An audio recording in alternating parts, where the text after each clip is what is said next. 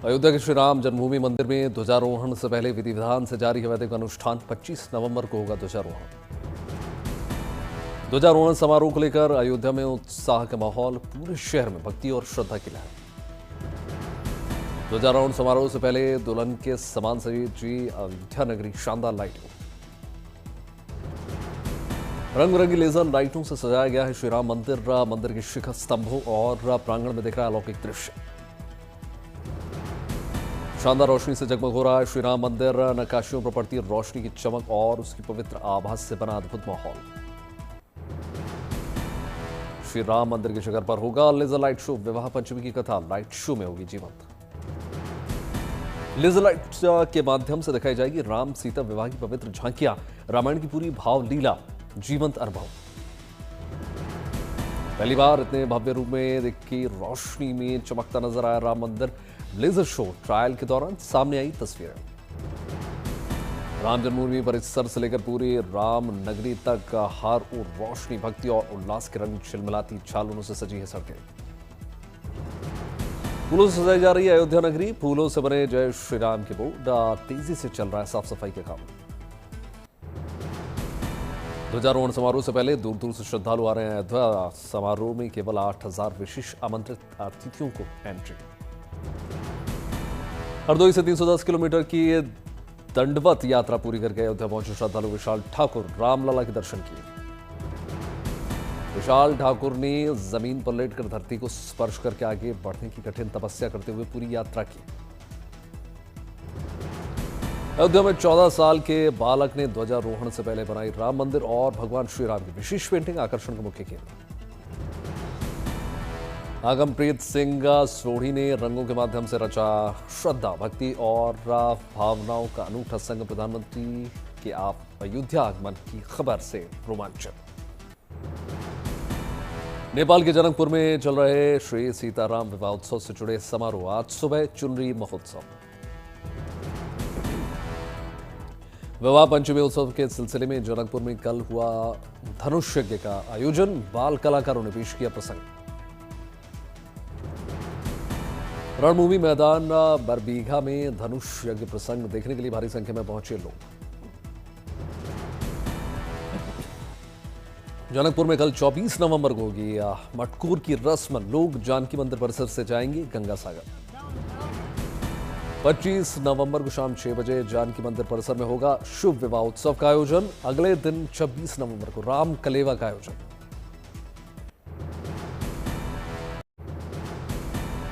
बद्रीनाथ धाम में कपाट बंद होने से पहले पंच पूजा का तीसरा दिन आज खड़ग पुस्तक पूजन और वेद ऋचाओं का वाचन औपचारिक रूप से हो जाएगा संपन्न। पंच पूजा के चौथे दिन कल लक्ष्मी जी को अर्पित किया जाएगा कढ़ाई भोग। पंच पूजा के दूसरे दिन कल आदि केदारेश्वर और आदि गुरु शंकराचार्य मंदिर के कपाट शीतकाल के लिए बंद। प्रयागराज दौरे पर पहुंचे उत्तर प्रदेश के मुख्यमंत्री योगी आदित्यनाथ ने किया गंगा पूजन। माघ मेले की तैयारियों का जायजा लिया। कहा दिव्य और भव्य होगा इस बार का माघ मेला।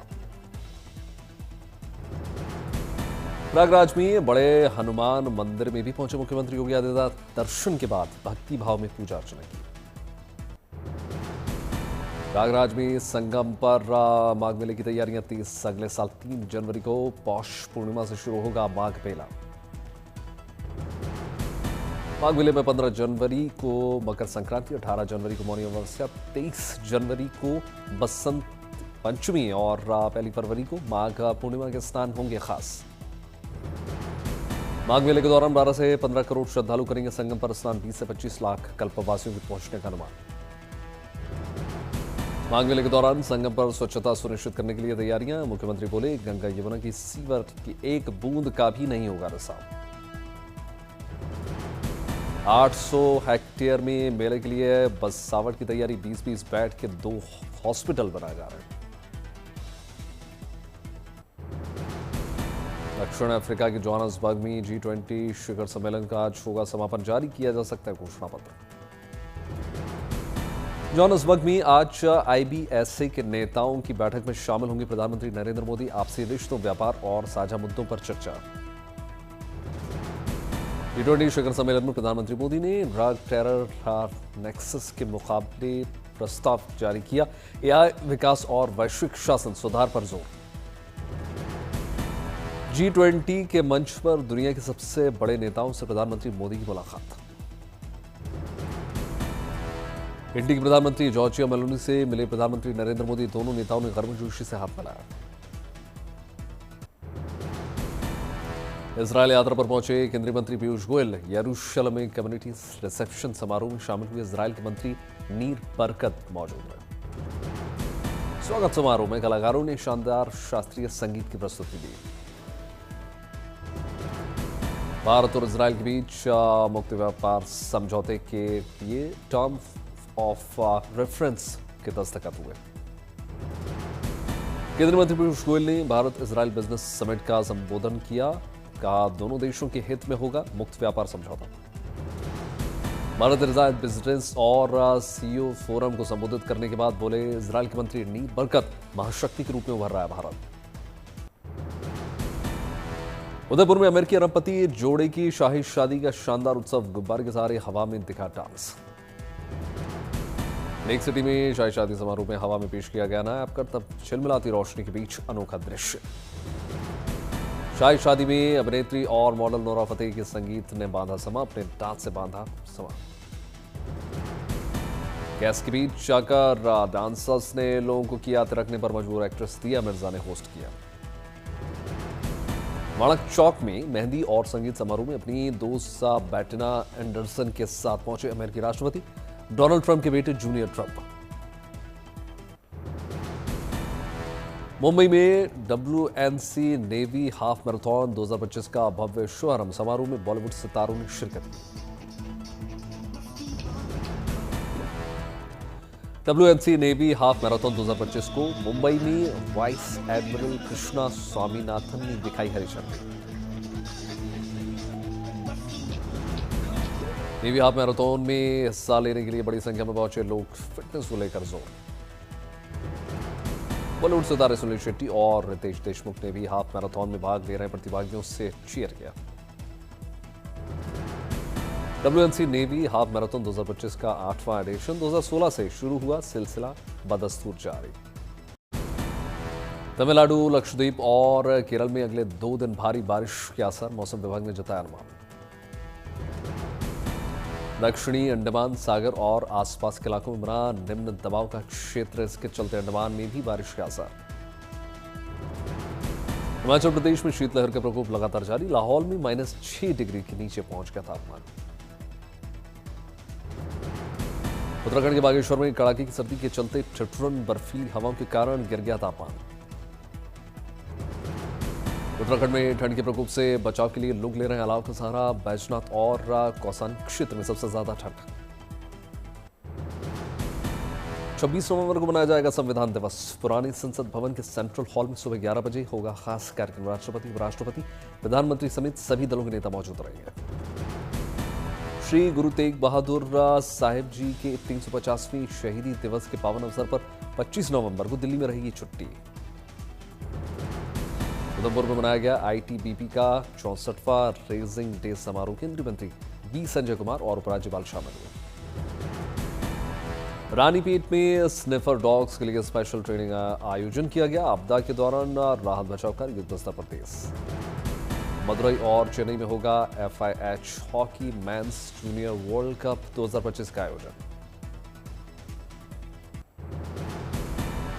जस्टिस सूर्यकांत 24 नवंबर को भारत के 53वें मुख्य न्यायाधीश के रूप में शपथ लेंगे। अलग अलग देशों के सुप्रीम कोर्ट के जज होंगे शामिल। भारत के सफल ऑपरेशन सिंदूर पर बोले आर्मी चीफ। कहा एक भरोसेमंद टीम के तहत हुआ ऑपरेशन। हर किसी ने निभाई अपनी भूमिका। हरिद्वार में भारत की तीनों सेनाओं ने किया संयुक्त सेना अभियान। दुधाला दयालवाला में किया गया राम प्रवाह अभियान। अभियान के तहत AI के इस्तेमाल पर जोर। दुश्मन के हमले करने पर आधुनिक साजो सामान के साथ AI का उपयोग। तेलंगाना पुलिस की बड़ी सफलता। 37 अंडरग्राउंड माओवादी कैडर ने सरेंडर किया।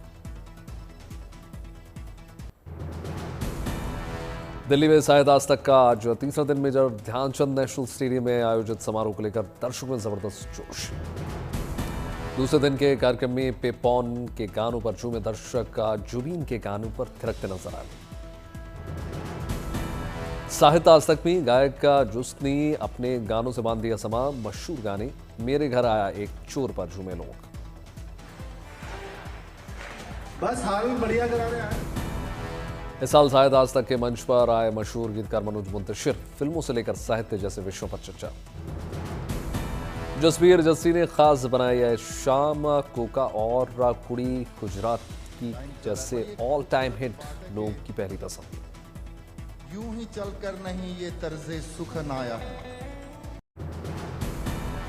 साहित्य आज तक में मशहूर सिंगर बी प्राक ने शिरकत की। सिंगर ने अपने नए म्यूजिक एल्बम और सिंगिंग स्टाइल के बारे में बताया।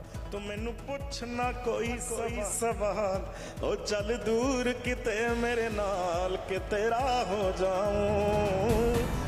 हिंदी सिनेमा के दिग्गज सिंगर सुरेश वाडकर भी शायद आज तक में आए नजर। फिल्म इंडस्ट्री में अपना 50 सालों की जर्नी के बारे में बताया।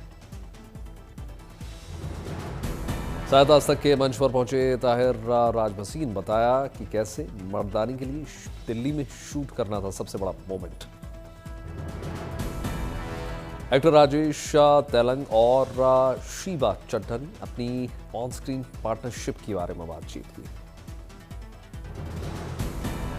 साथ आज तक में कविता सुरगरजू में लोग कविता की नई बहार सत्र में युवा कवि कवित्रियों ने शानदार रचनाएं पेश की। मुंबई में देश के शहीदों के शौर्य को किया गया सलाम। 26/11 के मुंबई हमले के नायकों और पहलगाम आतंकी हमले के पीड़ित परिवारों को दिया गया विशेष सम्मान।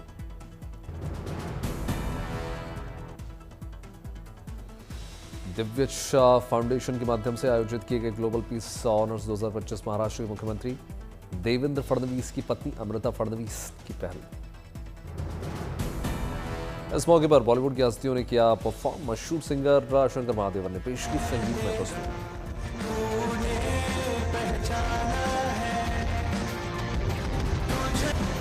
देश के लिए की गई शहादत को नमन करते इस कार्यक्रम में नीता अंबानी गई शामिल हुई। मुख्यमंत्री फडणवीस ने किया सम्मान। मुंबई के ऐतिहासिक गेटवे ऑफ इंडिया पर आयोजित हुआ यह भव्य कार्यक्रम 26/11 की घटना का साक्षी रहा है। गेटवे ऑफ इंडिया दिल्ली में आयोजित ट्रेड फेयर में शामिल हुए ओडिशा के मुख्यमंत्री अपने राज्य के पवेलियन पर कई कार्यक्रमों पर हिस्सा।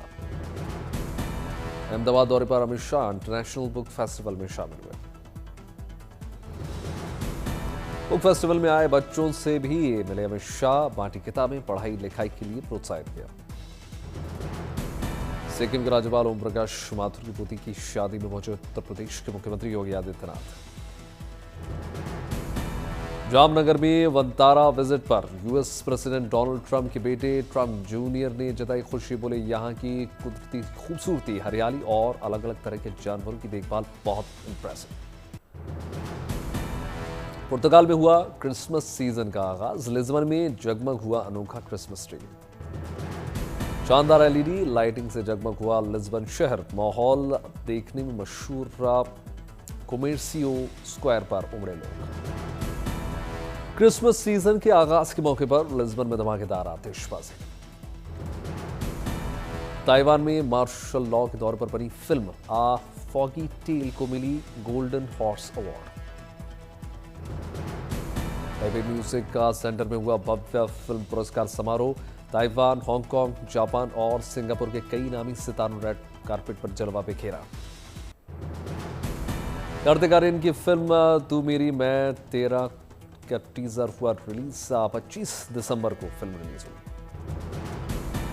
प्रियंका चोपड़ा और महेश बाबू ने किया एसएस कार्तिकेय को बर्थडे विश।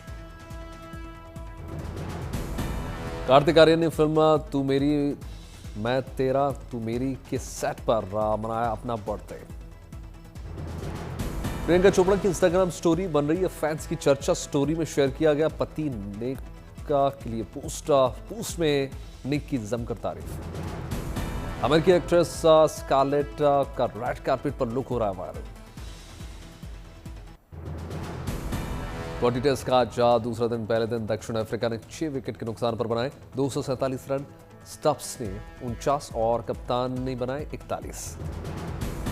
कुलदीप यादव की फिरकी ने किया मेहमान बल्लेबाजों को परेशान। 48 रन पर 3 विकेट। एशेज सीरीज का पहला टेस्ट 8 विकेट से ऑस्ट्रेलिया के नाम। पर्थ में 2 दिन में ही निपट गया मुकाबला। ऑस्ट्रेलिया को मिला था 205 रन का लक्ष्य। मैच में 10 शिकार करने वाले मिचेल स्टार्क बने player of the match. Opener Travis head ने खेली 123 रन की शतकीय पारी। लबुशेन ने जमाई हाफ सेंचुरी।